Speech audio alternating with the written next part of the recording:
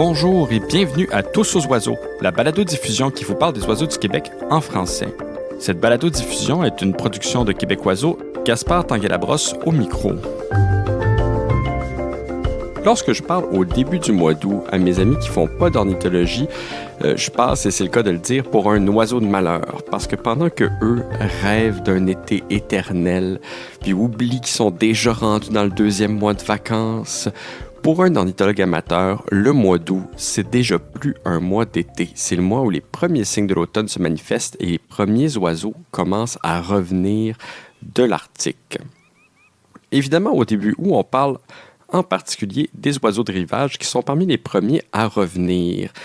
Et puis pour les plus pressés comme moi, on peut aller à leur rencontre en faisant une partie du chemin qu'ils vont parcourir, en allant vers le nord nous-mêmes et vers l'est. Et j'en ai profité dans ce cas-ci, vous le devinez, pour vous enregistrer une émission à Rivière-Saint-Jean en Méganie où j'ai rencontré Christophe Budin.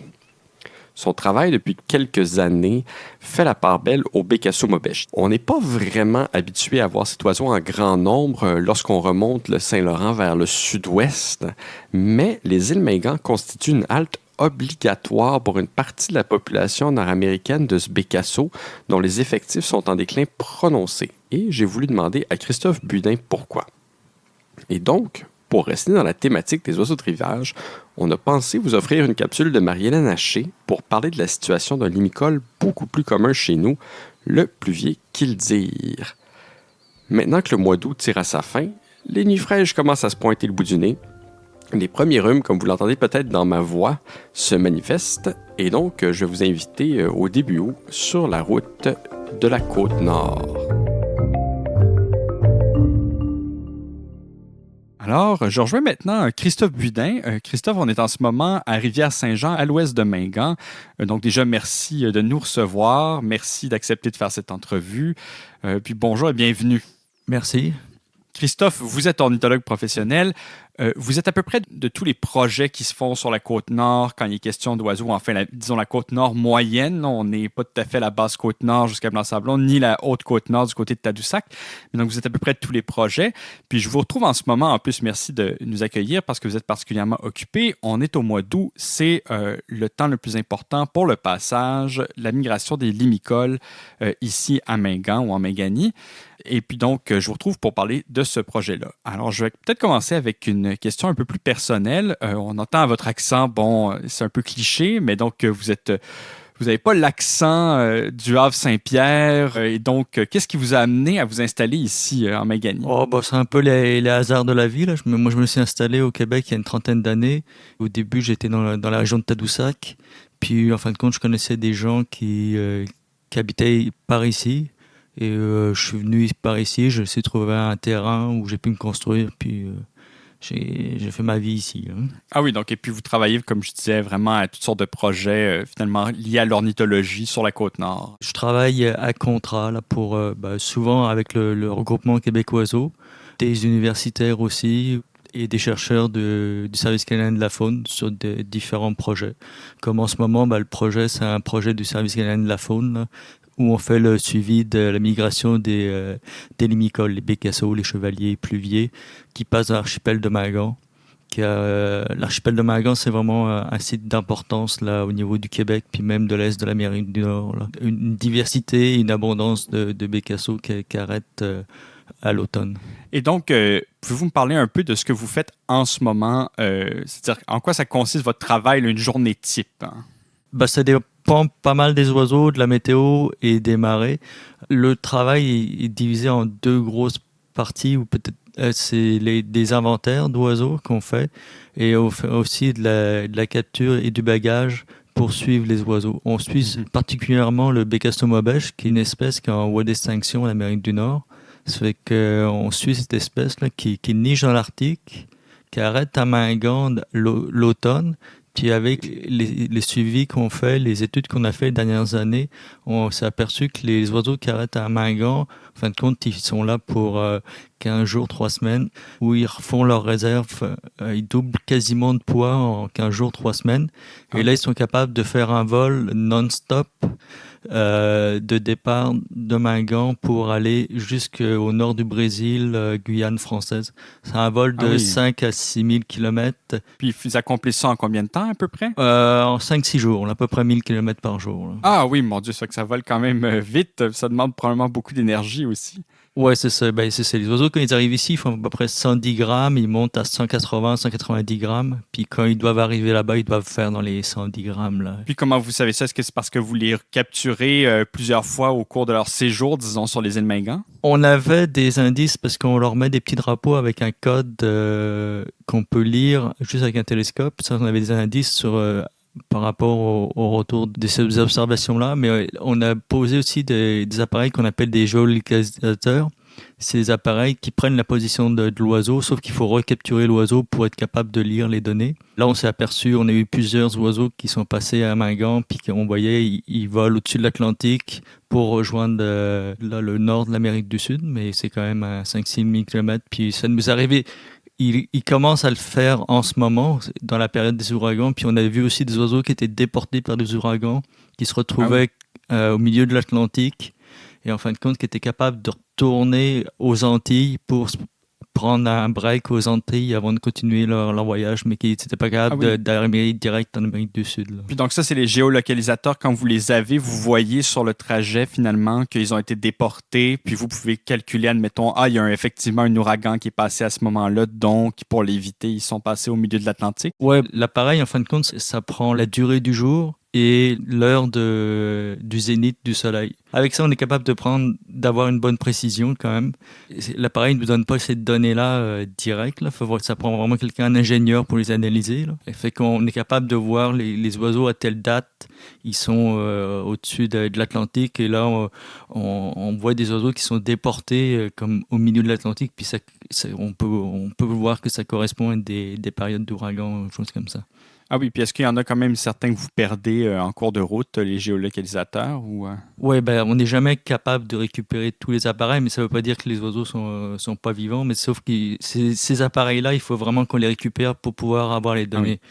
Sauf que maintenant, on est passé dans une nouvelle technologie et on commence à être capable de poser des GPS sur les oiseaux qui envoient les données aux satellites, et là, on a les données... quasiment en direct. Là. Ah oui, d'accord.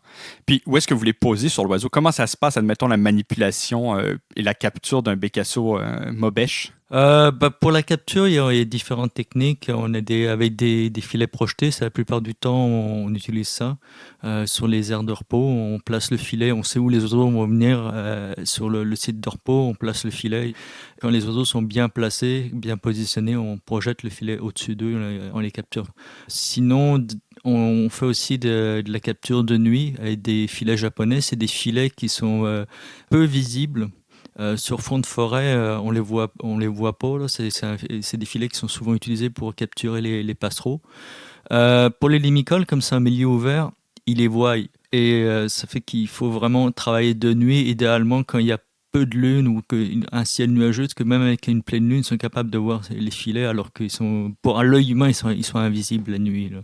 Puis, quel avantage? Parce que là, ça, c'est une des choses qui m'a intrigué. Parce que quand on s'est parlé au téléphone pour préparer l'entrevue avec votre horaire, vous m'avez dit, on fait de la capture de nuit, donc là, telle journée va être mieux, etc. Alors, qu'est-ce qui vous motive ou pourquoi est-ce que, puisque vous avez la technique avec les grands filets sur les aires de repos, pourquoi est-ce que des fois vous décidez, là, on va aller faire de la capture de nuit? Parce que ça semble quand même toute une aventure de faire ça là, pour quelqu'un qui n'est pas initié, par exemple, comme moi.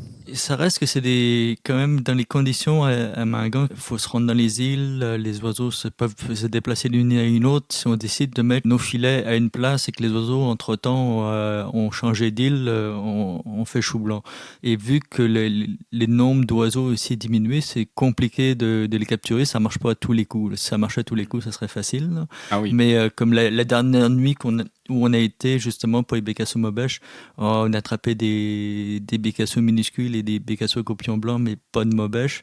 Mais à Brunante, quand on venait de finir d'installer les filets, on a vu un faucon pèlerin qui était en chasse.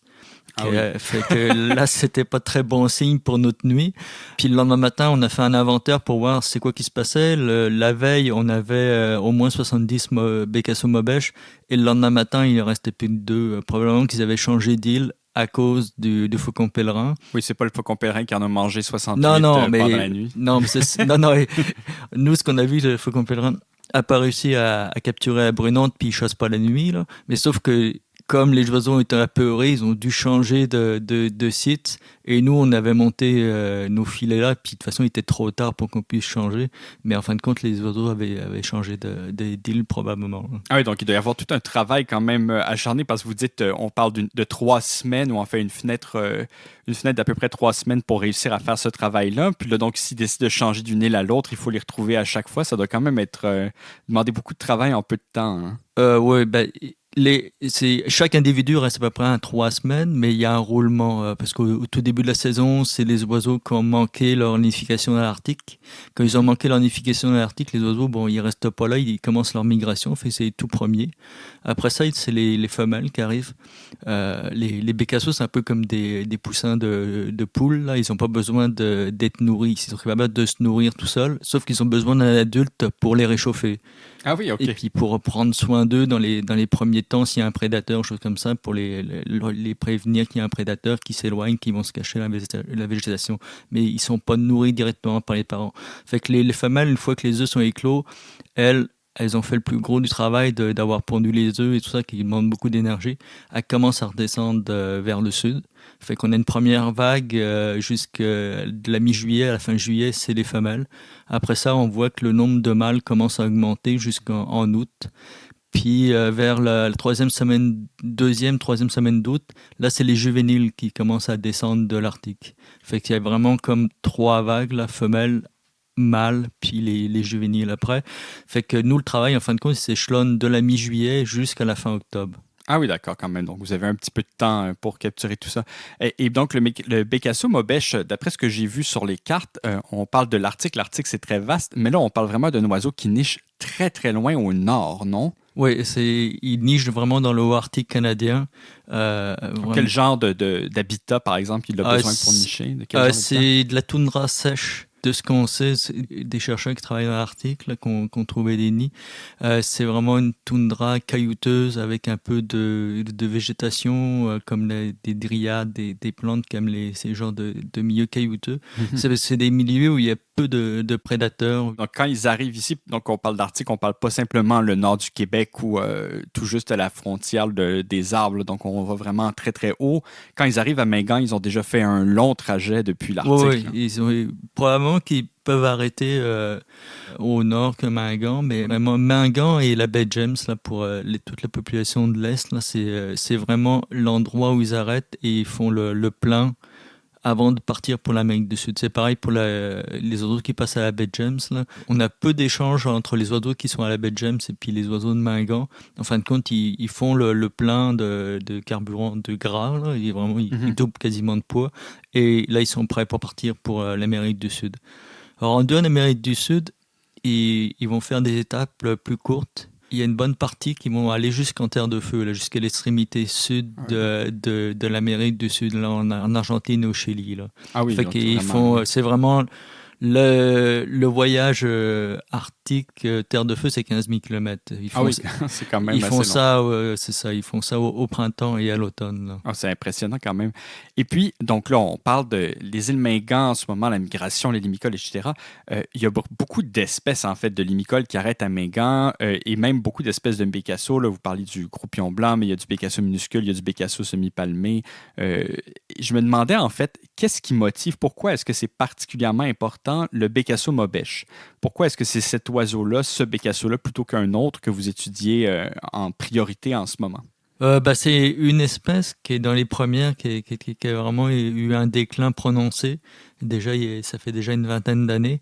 Ça fait qu'il y a des chercheurs un peu partout dans l'Est de l'Amérique. On commence aussi à s'inquiéter pour d'autres espèces et il y a des projets sur d'autres espèces. Là. Il y a 15 jours, on posait des GPS sur des petits chevaliers pour une équipe de l'Alaska qui suit le petit chevalier parce que lui aussi est en déclin. Puis quelle menace spécifique pèse sur le Bécasseau mobèche? Parce que j'ai lu, enfin, qu'on le considérait quasiment comme le porte-étendard chez les limicoles d'une tendance au déclin qui est quasiment généralisée chez tous les oiseaux de rivage. Puis donc, il disait le Bécasseau mobèche, c'est comme un peu le porte-étendard, donc la première espèce qui a vraiment sonné l'alarme. Et puis, qu'est-ce que c'est les menaces spécifiques sur ce Bécasseau-là qui justifient ça? Probablement que le Bécasseau mobèche a été le premier parce que c'est un de ceux qui ont la plus grande migration. Bon, il y en a d'autres qui ont des migrations aussi longues, mais c'est ça. Puis lui était déjà bien suivi dans la baie de Delaware, où il arrête au printemps. C'est ça, au printemps, ces oiseaux arrêtent au mois de mai dans la baie de Delaware, où ils mangent des œufs de limule, les Outro crabs. Oui, qui sont des espèces de crustacés assez impressionnants, puis qui sont d'ailleurs récoltés. Où on a pu démontrer qu'il y avait une chute des effectifs de Bécasseau mobèche qui était liée avec la chute des populations de limules. Mais il y a d'autres problèmes aussi, parce qu'il y a d'autres limicoles qui sont aussi en déclin et qui n'utilisent pas cette ressource-là au printemps. Il y a probablement pas mal de difficultés de nidification dans l'Arctique étant donné les changements climatiques. Là, quand on parle avec des chercheurs qui travaillent dans l'Arctique, chaque année, il y a des événements qu'ils n'avaient pas l'habitude de voir. Des chercheurs qui, ça fait 20 ans, qui travaillent dans l'Arctique, puis là, d'un coup, ils ont des pluies abondantes qui déciment justement des nids de bécasseaux. Certains secteurs, il y a 3 ans, c'était de la neige abondante qu'il y avait au mois de juin, qui était encore là, alors que normalement, en Arctique, il neige peu, parce que c'est un climat sec. Mais vu que ça se réchauffe, ça devient plus humide. Fait que là, il y a une accumulation de neige. Et la neige fond très lentement. Fait que les oiseaux arrivent. Puis c'est les sites de nidification, normalement, où c'est du cailloutis, où il n'y a quasiment pas de neige. Donc ça fond vite. Là, il y a beaucoup de neige. Fait que les oiseaux sont mal pris. En tout cas, il y a des événements comme ça en Arctique qui nous disent qu'il y a probablement un taux de succès de reproduction qui est moindre que par le passé. Et en plus, d'ailleurs, j'allais dire, si on regarde dans les cartes, je vous conseille peut-être d'aller voir les cartes où niche le Bécasseau mobèche dans l'Arctique. Ils n'ont pas de marge de manœuvre, c'est-à-dire qu'ils ne peuvent pas monter plus au nord. Par exemple, si les conditions sont trop mauvaises, décider simplement de modifier leur site de nidification puis de monter vers le nord parce qu'ils sont déjà à peu près le plus au nord possible. Ouais, c'est ça. Il y a pas... Ils sont dans les dernières îles les plus au nord de l'Arctique. Là. Ils peuvent difficilement aller plus au nord qu'ils ne sont là. Les autres problèmes aussi, c'est sur les sites d'hivernation et de migration où il peut y avoir des problèmes de marée rouge. Ça, on en a vu en Uruguay il y a une dizaine d'années où il y a plusieurs milliers de Bécasseaux mobèche qui sont morts suite à probablement aussi il y a beaucoup d'agriculture qui est proche des côtes tout le long de l'Amérique du Sud et qui transforme les habitats, soit en apportant les fertilisants ou d'autres choses. Il y a une certaine pollution, donc, et puis ces oiseaux-là sont affectés directement. Il faut savoir que les Bécasseaux mobèche, ils mangent beaucoup de mollusques comme des bivalves qui sont des filtreurs. Là. Fait que c'est sûr que s'il y a des eaux de mauvaise qualité, les filtreurs accumulent les cochonneries et puis les bécasseaux finissent par manger ça. Ah oui. Puis sinon, donc là, vous dites qu'ils font un arrêt à Mingan. J'ai lu donc que toutes les eaux qui entourent l'archipel de Mingan sont désignées ZICO, une zone d'importance pour la conservation des oiseaux, et qu'une des espèces qui avait justifié ça, donc qui est en importance, disons, dans le coin de Mingan, c'est le Bécasseau mobèche. Et qu'est-ce qui caractérise les eaux de Mingan qui fait en sorte, pourquoi est-ce que les bécasseaux arrêtent ici? Qu'est-ce qui est si exceptionnel ici? Au contraire de la plupart de la côte nord, qui est une zone granitique avec des battures souvent de sable, l'archipel de Mingan, c'est un archipel calcaire avec des platiers. C'est un plateau qui est recouvert à marée haute et qui se découvre à marée basse, où il y a assez peu d'eau dessus. On parle dans les plus grandes marées, il y a à peu près 1 mètre d'eau, mais en général, c'est plutôt une trentaine de centimètres, 40 centimètres d'eau. Fait que cette eau-là réchauffe. C'est des plateaux qui sont plats, où il y a beaucoup de rigoles, de petites mares. Il suffit de marcher sur les battures rocheuses de Mingan pour s'apercevoir du foisonnement de vie. Là, ça n'a pas rapport avec des plages.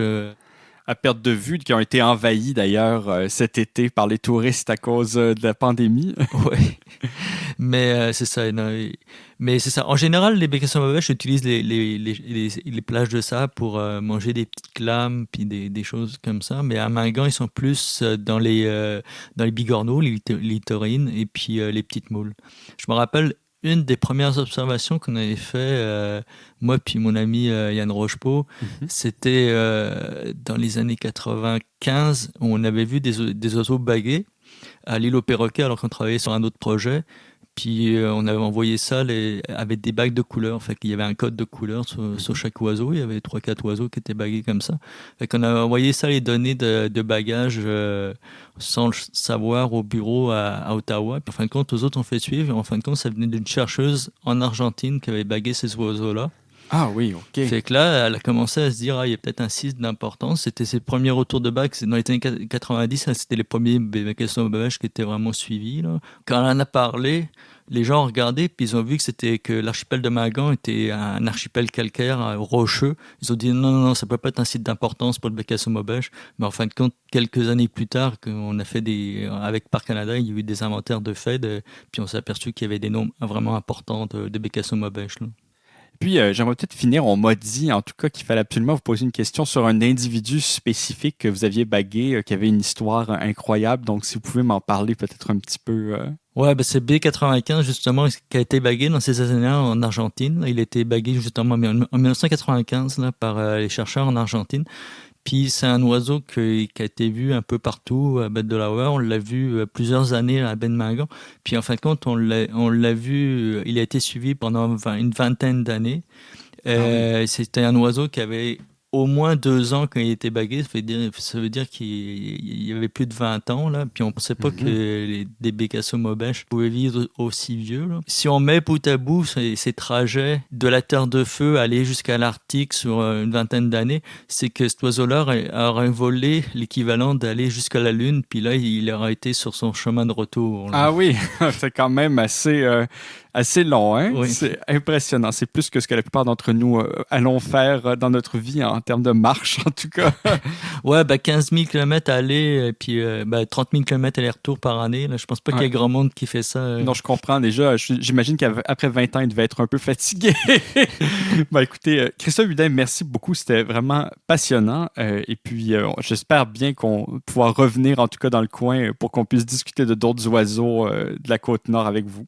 Pas de problème, ça me fera plaisir. Je retrouve donc Marie-Hélène Haché. On est à Québec. Marie-Hélène qui nous accueille ici à Beauport. Et puis Marie-Hélène qui est biologiste pour le regroupement Québec Oiseaux. Et puis qui est donc la première invitée récurrente de cette balado-diffusion et qui nous a préparé une chronique aujourd'hui sur les limicoles à l'échelle de l'Amérique. Donc on est allé voir Christophe Budin à Mingan. Donc on va vous donner un portrait un peu plus global de ce qui se passe avec les oiseaux de rivage à l'échelle de l'Amérique du Nord, du Canada, du Québec. On va aussi vous parler peut-être du limicole avec lequel vous êtes les plus familiers, qui est un oiseau qui est très répandu en ce moment dans le sud du Québec, le pluvier kildire. Donc, bonjour Marie-Hélène. Bonjour. Et puis donc, est-ce que tu peux nous parler un peu de ce qui se passe en ce moment à l'échelle continentale avec les oiseaux de rivage? Oui, bien en fait, à l'échelle de l'Amérique du Nord, les oiseaux de rivage sont un groupe qui vont pas bien. Ça fait partie, en fait, des 3 groupes là, qui sont en baisse prononcée, avec les hirondelles et avec les oiseaux champêtres. Donc, si on estime seulement pour le Canada, dans les 50 dernières années, les effectifs d'oiseaux de rivage ont baissé de 40 %. Donc, c'est beaucoup. Puis, on voit cette baisse-là aussi au Québec. Tu me disais, là, quand on a préparé l'entrevue, qu'il y a même une espèce qui a disparu de notre paysage nord-américain dans le dernier siècle, là, ce qui est quand même pas très commun. On a seulement une poignée d'espèces qui ont disparu, mais donc il y en a une qui est un oiseau de rivage. Oui, c'est le courrier esquimau. En fait, il y a plusieurs populations de limicoles qui ont commencé à connaître des baisses à partir des années 1800. Donc, ça fait longtemps, ça remonte à loin. Ah oui. Et c'était à cause de la chasse. Donc, le courrier esquimau était beaucoup chassé, puis ces populations ont beaucoup baissé, si bien qu'il est considéré comme éteint aujourd'hui. Présentement, il y a 2 espèces, à ma connaissance, qui sont chassées. C'est la bécasse d'Amérique et la bécassine de Wilson. Mais pour l'instant, même si les populations sont pas dans un état, c'est pas des populations qui ont beaucoup augmenté ou qui sont même parfois en diminution. Pour l'instant, là, la chasse est maintenue pour ces 2 espèces-là. De toute façon, j'imagine que c'est pas nécessairement la chasse, en tout cas, disons, en 2020, qui est le facteur principal de déclin de ces oiseaux-là. Hein. Non, si on les regarde globalement, il y a des facteurs, si on veut, plus larges, mais en général, on parle de danger dans les zones pendant la migration, donc tout ce qu'on appelle les haltes migratoires. Souvent, il y a beaucoup de dérangements là-dedans, de perte d'habitat. Puis dans la zone d'hivernage aussi, souvent, il y a des problèmes. Il y a la chasse, mais il y a aussi des changements d'habitat importants. Les changements climatiques aussi font partie de ça. Puis, si on regarde plus spécifiquement au Québec, là, donc quelle est la situation? Bon, je sais que tu as travaillé sur l'Atlas des oiseaux nicheurs du Québec, qui parle, disons, des oiseaux qui nichent dans le sud du Québec. Déjà, on a combien d'espèces de limicoles qui nichent dans le territoire qui était couvert par l'Atlas? Bien, nous, pour l'Atlas, on a couvert 12 espèces, dont 2 étaient plus anecdotiques parce qu'on les a trouvées vraiment juste dans une poignée de parcelles. Mais parmi les 12, donc, on a couvert, la situation est quand même assez alarmante dans plusieurs cas parce qu'on a 5 espèces qui sont en diminution sur 12, et on en a 4 autres qui sont en diminution probable. Donc, on voit quand même des bons signes de diminution, mais on ne pouvait pas affirmer hors de tout doute que les populations étaient en diminution. Donc, on parle de quasiment la totalité des espèces de limicoles qui nichent dans le sud du Québec, là, parce qu'on dit 9 sur 12, dont 2 qui ont, c'est vraiment... En tout cas, il n'y en a pas beaucoup. Là. Je me souviens, le bécassin roux, là, entre autres, qui a été trouvé dans une seule parcelle, juste à la limite là, du territoire couvert. Et bon, on a une espèce qui n'a pas été retrouvée au 2e atlas, qui avait été trouvée nicheuse au 1er atlas, qui est le pluvier semi-palmé. On sait qu'il y en a encore au Québec, mais entre 2010 et 2014, on n'a pas trouvé aucun indice de nidification de cette espèce-là. Ah oui. Puis là, donc, en plus, on parle entre les 2 atlas, là, parce que là, vous, les diminutions dont vous faites état, ce sont des diminutions que vous pouvez remarquer entre les 2 atlas. Et là, on parle de 25 ans, ce qui, d'un point de vue biologique, est vraiment une période très courte. Donc, on se dit, si en 25 ans, on peut remarquer une diminution nette, ça veut dire que la situation est vraiment sérieuse. Bien, on croit que oui, sauf que c'est quand même assez complexe, le limicole, parce qu'on sait qu'ils nichent sur des grandes étendues, puis ils nichent souvent dans l'Arctique, donc c'est très difficile de les suivre. Puis, un peu comme le bécasson minuscule et le bécassin roux, le pluvier semi-palmé, il est un peu à la limite de son aire, là. Donc, c'est des espèces qui restent quand même difficiles à évaluer. Donc, c'est pas le territoire de l'Atlas pour le Québec réussissait pas à couvrir l'essentiel de leur aire de nidification là, sur notre territoire. Donc... Non, mais on soupçonne quand même qu'il y a une contraction là, dans l'Est, là, donc que l'espèce serait de moins en moins présente dans l'Est de l'Amérique du Nord. Alors, ce qu'on a préparé aussi, donc, c'est pour vous donner une idée du portrait, parce que là, bon, on parle d'espèces avec lesquelles vous n'êtes pas nécessairement familier, des espèces qui passent en migration, qu'on va avoir l'occasion de voir des fois le long du Saint-Laurent lorsqu'elles traversent l'Amérique. Mais pour vous donner une idée, on aimerait ça vous parler peut-être aussi de la situation du pluvier killdeer, parce que le pluvier killdeer est lui aussi en déclin, alors qu'on pourrait avoir l'impression que ça reste une espèce très abondante, ou enfin... qu'on rencontre souvent lorsqu'on fait de l'ornithologie, disons, dans le sud du Québec, à peu près partout. Oui, effectivement, c'est une espèce qui reste quand même abondante, qui a été trouvée dans plusieurs parcelles. On parle d'environ 1000 parcelles dans le premier et dans le 2e atlas. Par contre, on se rend compte qu'au niveau de son aire de répartition, donc le pluvier killdeer, c'est une espèce qui niche beaucoup en zone agricole. Puis, on s'est rendu compte qu'il y a quand même eu une contraction de son aire de nidification, là, si on compare le premier et le 2e atlas. Ça s'est fait dans quelle région, cette contraction-là? C'est beaucoup, je dirais, en zone périphérique des régions traditionnellement agricoles, comme en périphérie de l'Abitibi, puis surtout les Laurentides méridionales, donc tout ce qui est un peu au nord des basses terres du Saint-Laurent, dans le coin de Montréal. Et on croit que une des causes qui serait possible, c'est le fait qu'il y a certaines terres agricoles qui ont été abandonnées il y a plusieurs dizaines d'années, puis que là, maintenant, ils sont rendus à un stade où c'est plus propice pour le pluvier killdeer. Donc, il y a des arbustes qui ont poussé, il y a des arbres qui ont poussé, puis le pluvier killdeer, lui, a besoin de milieux ouverts pour nicher. Oui, peux-tu nous parler un peu justement des conditions nécessaires à la nidification du pluvier killdeer? Où est-ce qu'il pond? Comment il s'arrange? Qu'est-ce qui se passe lorsqu'il niche? Ben, le pluvier killdeer, il niche au sol. Donc, c'est vraiment simple. Souvent, on va le trouver au sol, dans des petites roches ou sur des herbacées. Puis, quand on le voit, souvent, c'est parce qu'il niche près des habitations, près des fermes. Puis d'ailleurs, ça, c'est un problème pour lui parce que souvent, ces nids sont piétinés, soit par le bétail, soit par la machinerie. Mais donc, en gros, ça lui prend pas grand-chose pour nicher, là. Je dirais, quand on est dans le sud du Québec, en période de nidification, ce qui est plus dangereux, c'est vraiment comme la destruction du nid par des causes humaines. Je sais que dans l'Atlas, vous parlez beaucoup, justement, là, on parlait des oiseaux champêtres aussi. Là, le pluvier killdeer est comme une espèce d'intermédiaire limicole-oiseau champêtre.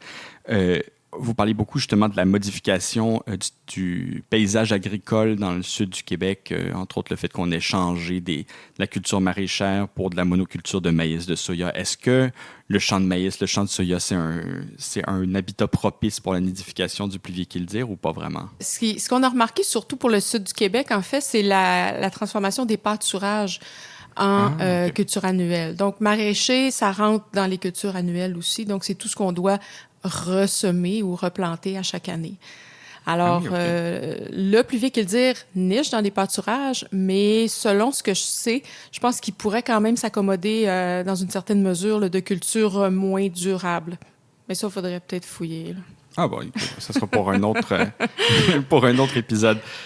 Sinon, est-ce qu'on a une idée, le pluvier killdeer, à l'échelle de l'Amérique du Nord ou disons en général, parce que là, on couvre un territoire très spécifique au Québec? À l'échelle du Canada, on sait qu'il y a quand même eu une diminution de la moitié pendant la période qui a été couverte par l'Atlas, là, donc entre 1990 et 2014. Donc, c'est beaucoup. Puis au Québec, si on regarde juste en termes du nombre de parcelles, je disais tout à l'heure là, qu'il a été vu dans plusieurs parcelles au premier, puis à peu près le même nombre au deuxième. Mais si on regarde la proportion de toutes les parcelles visitées, là, il y a vraiment une différence parce qu'au premier Atlas, il a été détecté dans la moitié des parcelles, puis au deuxième Atlas, il a été détecté seulement dans 30% des parcelles. Donc, il y a plusieurs parcelles où il a disparu finalement, même s'il y a eu quand même une certaine densification dans les basses terres. Là, tout alentour, oui, de l'effort. Puis aussi, il y a eu les zones peuplées ont été mieux couvertes. Mais quand même, quand on regarde la périphérie, là, il y a beaucoup de parcelles qui se sont éteintes, si on veut, là, donc où l'espèce n'a pas pu être vue. Et donc, même si les ornithologues ont un contact fréquent, répété avec un oiseau comme le pluvier killdeer, on ne peut pas supposer là, que ça va nécessairement continuer comme ça pendant des années, puisque la tendance est à la baisse. Bien, pour l'instant, ça reste un oiseau qui est quand même abondant. Donc, moi, personnellement, j'ai pas de crainte pour le pluvier killdeer. Mais quand même, si en même temps, on se dit que c'est une espèce très commune puis qu'on a pu déceler des changements quand même importants, ça reste quand même inquiétant. Donc, en résumé, j'ai pas de crainte pour l'espèce comme telle, mais il y a un petit drapeau rouge qui s'élève, qui dit « Oh, attention, même le pluvier killdeer est touché. » Puis sinon, en migration, le pluvier killdeer, il fréquente quel genre d'habitat? Il fréquente beaucoup des milieux humides. C'est ça qui est intéressant parce que le pluvier killdeer, c'est vraiment un oiseau champêtre, là, donc il va nicher dans les champs. Mais en migration, il fait pas mal comme toutes les autres limicoles, là, donc il va fréquenter les plages, les platières de vases qui sont découvertes là, à marée basse ou à marée montante. Puis donc finalement, en migration, le pluvier killdeer peut être affecté par le même genre de problème qui affecte tous les autres limicoles qui migrent en fin de compte. Oui, exactement. On peut supposer que il fait face aux mêmes menaces parce qu'il fréquente le même genre d'habitat. Là. Donc, les changements climatiques, le dérangement sur les plages, peut-être même la chasse, je ne le sais pas. Là. Ou la hausse du niveau de la mer. Exactement. Marie-Hélène, merci beaucoup. Et puis, on espère se retrouver bientôt pour un autre épisode. Merci.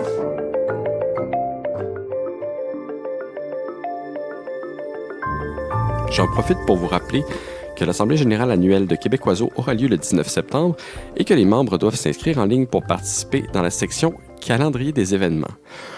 On va faire une petite demande aussi aux gens qui écoutent la balado-diffusion. N'hésitez pas, si vous la téléchargez sur iTunes ou sur un autre programme, de nous noter, évidemment, idéalement un 5 étoiles sur 5.